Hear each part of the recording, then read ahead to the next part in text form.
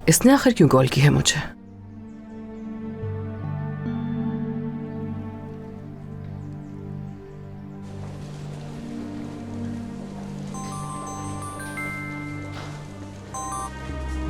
सादिया साहिबा, मैं आपको कब से कॉल कर रही हूँ। क्यों, क्या हुआ? निरिमान साहिबा को सब कुछ याद आ गया।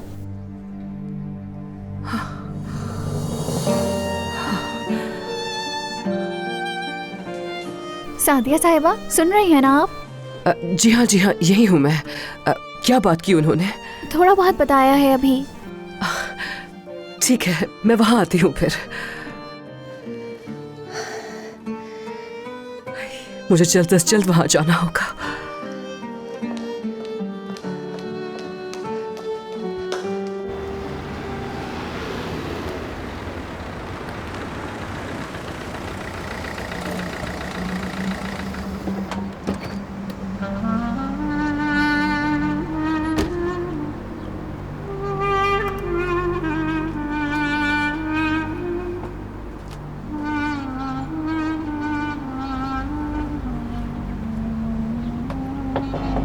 जिम,